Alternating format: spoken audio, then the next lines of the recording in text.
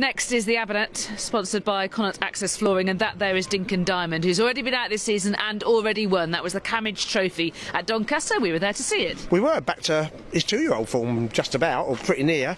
He'd be fine with the ground. 5-6 furlongs seems to be, all right for him, and it was nice to see him return to form. That was my dad going into the Camage, where the 6 furlongs was really his bag quite as much as 5. Yeah, but he appeared too, didn't he? I agree. I had him marked down as a sort of speed horse, but he saw it out pretty well in what was soft ground that day.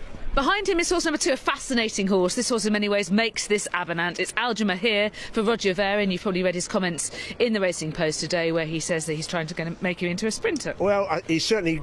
I'm really excited about seeing him try sprint trips. Certainly when he runs over 7 furlongs on a mile. When he's got the best form in this race over those trips, he does always look like a horse who's got lots of speed. He's been followed out by Tropics, who also ran in the Camage. It was disappointing there. He was very progressive last season. But he needs to come on a lot for that run. Come to the foreground. Immediately in front of us is Jamie Spencer, and he's about to get on board number 5, Hamza. Yeah, horse has been well back this morning. Ended last season with a good third in the Abbey. 5-6 furlongs again seems to be fine. He's a good, decent horse, and he's fully effective in today's conditions. Followed by number 4, Esker Love, who is now with Clive Cox, was with Mark Johnston last season. Yes, 4 from 42 for Mark Johnson. Last 17 runs at 7 furlongs or a mile, so another horse in dropping back in distance, and less obvious it will suit him, I would have said. Well, Deer wasn't very effective over 6 furlongs in his younger 3-year-old days. But it's just a lot of runs since then, isn't it? Like, you've got the feeling Mark Johnson came to the impression he wanted further.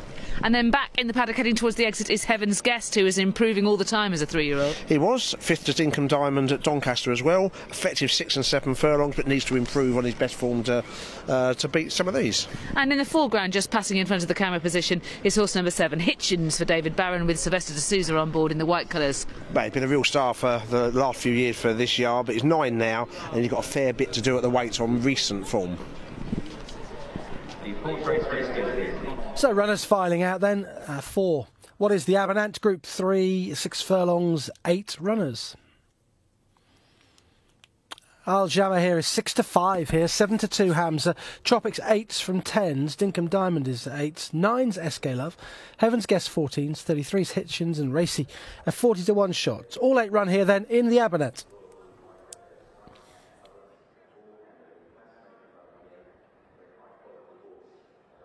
Algebra here then is the favourite at 5-4, and he's just a fascinating contender. Run through what you made of his career, the season last season.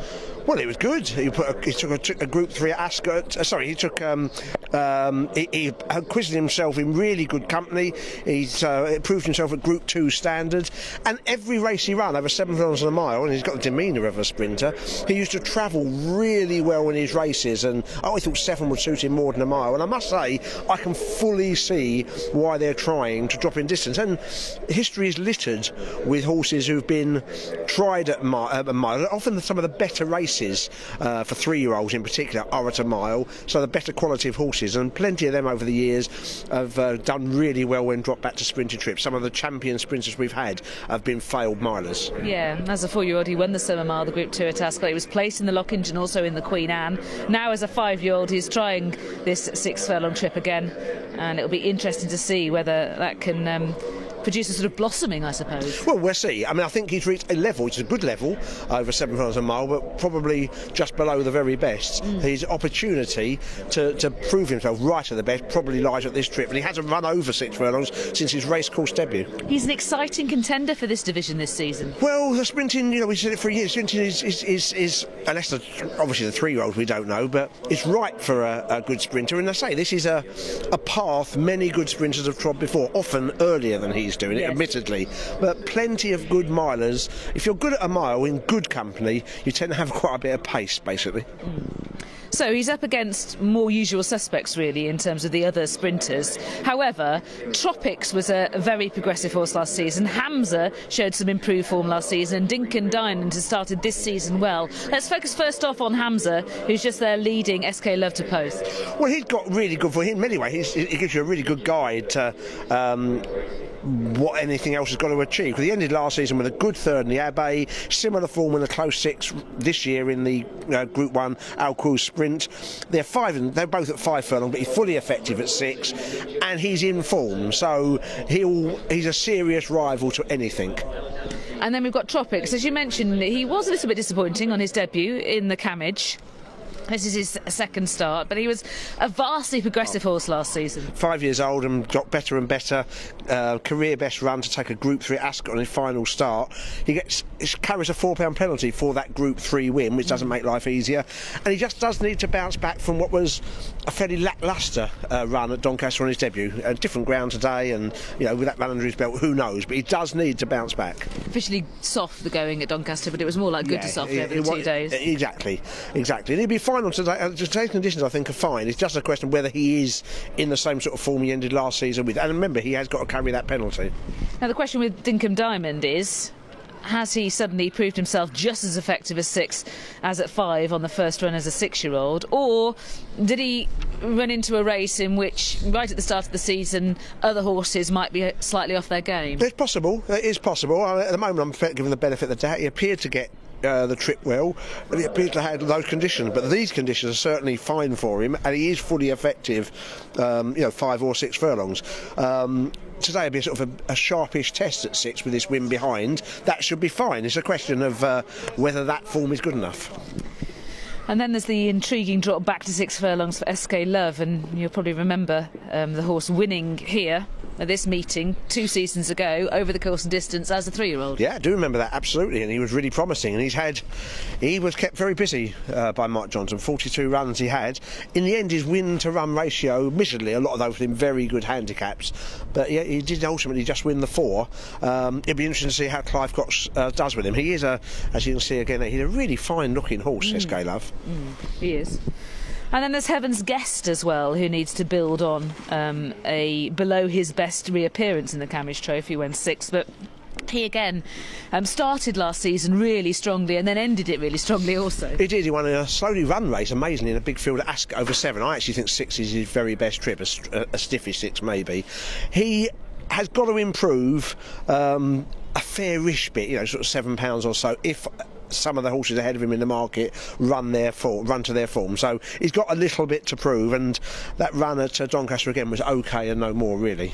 That said, though, he's a 4-year-old. He's got possibly the most potential for improvement in the field. He has, and he was progressive last year, so I'm by no means certain that that's all over, but he just does need to step up a little bit on that reappearance. Now, the senior of the party is Hitchens, 9 years of age, horse number 7. Green and white colours for Sylvester Sousa, wearing a pink cap. This horse has been a very, very good horse on his day. He was. He's been with David Barron for a few years now, and he's been a really, really good servant, running well in some top races. It just gives the impression he's not quite as good as at his pomp now, and why should he be? He's 9 years old, and on recent evidence, his handicap mark, if you like, suggests he's got a little bit to find with 1 or 2 of these. Racy is already in the stalls, and we didn't really get to have a word about him because he went early to post. Lots of good form in good handicap, but he is notoriously hard to win with. He's 2 from 38, often looking like he's a bit unlucky, and he actually had the worst in on official figures. It would be just his sense of humour to win a Group 3. It would. That's true. This would be a good one to win your 3rd time. Right, last few going forward. For this intriguing Avenant, the addition of Alja Mahir to this division is a particularly exciting one. And he goes off as favourite for Paul Hannigan and Roger Varian. Let's join Simon. Yes, it'd be quite a speed test, this, with Hamza and SK Love in the field and the wind behind. So we'll see if Alja Mahir is really cut out for sprinting. He's got the class, surely. They're nearly lined up now. And they're off racing. Alja Mahir just dwells slightly in this Connaught Access Flooring Abonant Stakes. Fast away is Hamza in the blue headgear, followed by Dinkum Diamond, yellow jacket, the white-faced Heaven's Guest on the outside. Then in behind them, SK Love on the far side in a red cap from Hitchens. Tropics is held up, Alja Mahir to the outside in the blue and white jacket, and Racy is the back marker as Hamza takes them along through the first quarter mile by a half length to Dinkum Diamond second. SK Love, Heaven's Guest, then Hitchens, followed by Tropics, Aljamair here, and Racy at the back, about 7 lengths off the leader, who's now being driven along, Hamza, and Spencer is going for gold a long way out here on Hamza. Kicks a length and a half clear of SK Love and Dinkum Diamond inside the final quarter. Then Heaven's Guest and Tropics, Aljamair here, Hitchens further back, and Racy as now they head towards the final furlong. Hamza, SK Love is the nearest challenger. Aljamair here's got a lot of ground to make up, slicing through the inside. SK Love is joining Hamza well inside the final furlong. Hamza fights back on the far side from SK Love. Aljamair here is flying at them, but too late. Hamza held on. SK Love and Aljamair here is quite tight for second, followed home by Dinkum Diamond. Hamza's won for Jamie Spencer and Kevin Ryan. It's close for second. And a photo is confirmed for the second place between SK Love and Aljamair here. You have to feel that Aljamair here probably should have won this. He's finishing really strongly late. Do you feel he should have won this? Yeah, I do really. Yeah, we'll have to see it again. It didn't appear to be particularly outpaced. He was just some way back, and when he went for his run, he moved inside and just got briefly it wasn't a not clear run, but briefly held up, and he got beat a neck or so in the end. It did look maybe quarter of a length. Yeah, we'll whatever. Find out what the half a length, whatever. I mean, credit to the winner who's up there all the way and has given a really positive ride by Jamie Spencer, and he's an in-form now horse. Second was SK Love. Aljamair here didn't even manage to grab that. SK Love was second. Here are the closing stages. Aljamair here's already been switched inside by Paul Hannigan between Tropics and Hitchens. He's got a couple of lengths to find on SK Love, who's trying to overfall Hamza, and look at the amount of ground he makes up in the closing stages. Yeah, he made up a lot. You'd have to sort of follow him through earlier in the race to see if he was... Well, we've got a chance to do that right now. Let's see that. I mean, he's a hold-up horse, and he was held up. That's how he's ridden. Hamza has burst out the stalls well, and he's made plenty of use of both his fitness and his speed to hit the front. SK Love, who has made the running in the past, was given a... I mean, he was prominent, but slightly more. He didn't try and take Hamza on. He was a little bit keen, actually, early on, but he's raced pretty prominently, and they're the first and second, and the third is held up in second last at the moment. Apparently, going okay. He's not, flat to the balls trying to keep up. He's not been outpaced, not to my eyes at least, anyway. Just perhaps being a little nudged along. To ask to go a little bit closer now, and for about half a furlong he doesn't. Hamza's kicked at this stage, got a good length and a half on SK Love, who's travelled really well. Paul makes a decision to go inside here, and it's just here I thought it's not a not clear run, he just had to wait to get the run he wanted inside Tropics, who's not really taken him, not really going particularly well in front of him. He's then picked up, probably stamina's kicked in to be fair, switched outside, and he's finishing fastest of all. Now the first two are entitled to be coming back at the end. I mean, the winner's been up it's led all the way, so it's entitled to be coming back, but you feel if the cards had fallen slightly differently, it might have been a different result. First off, let's concentrate on the positive. It is an aggressive ride from Jamie Spencer. Excellent. He asked the tough Hamza to go on a long way out, and that has been the winning move. And he's he's a fit horse. He's a horse who's run very well in Dubai. Last time we saw him, he's a good quality sprinter in his own run. He has been given an aggressive ride.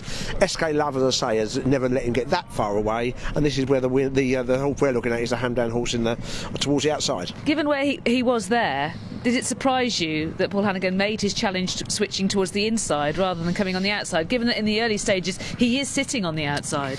A little bit. It's like he was looking for cover. I thought that's how it ran. So that's how it appeared from the outside. Because he definitely made a definite choice to go inside. And I say it wasn't a not clear run, but he was slightly held up and had to be switched round or in between Dinkum Diamond and Hitchens. And we're talking about not that much, but it has cost him a bit of momentum, and by the time he's really picked up, he's got 3 lengths to make up, and he's picked up 2.5 lengths of them. Immediately after the race, I asked you whether you thought he should have won. Should he? I think on balance he probably should. I mean, it's not one of those ones he would have won a mile, and people will be fully might have the view he may not have got there. I think he probably would. What about you? Yes, I agree. I think we've seen that Aljamair here is cut out for this kind of discipline. Well, if with there's a tailwind here, it's his first run of the season, which it wasn't the winner's, and he's definitely proved he's got and Hamza's a pretty good horse. He can get beat far in the Abbey. So Hamza's a good horse. Yeah, I mean, so let's not knock it. So it's definitely worth another go with that run under his belt as well, in sprinting distances. And it did look a bit like what might have been. And Hamza himself, as you say, he's been given a quote 14s and 60s of the Duke of York from Sky Bet. I'm not making this up. What do you think of his prospects for this season? In the very top company, again, I suspect he'll be just below. This is the Group 3 today. He is just below the very best, but he's a nailing good sprinter, but just a slight level below the best. And it looks like SK Love retains all of his ability for this trip. Definitely. He was the one horse in the race who actually took a bit of a pull, so they weren't going too fast for him. And Clive Cox has got a a really interesting horse to go war with, despite all the runs he's had. A fascinating Abonant, as we anticipated it would be, but not quite how we anticipated it would be, if you see what I mean. Yeah, great stuff from Jamie Spencer, wasn't it, on Hamza, because he's quite an idle sort. He's just below the top grade, I think. He was beaten at Meydan in the Group 1 at the Dubai World Cup meeting. He ran pretty well there, actually. Showed that he was in form. But he's won here at 11-4, SK Love 9-1, and Al Jamahir 5-4 favourite was third in the end, half a length and a short head between the first 3 and 8 ran.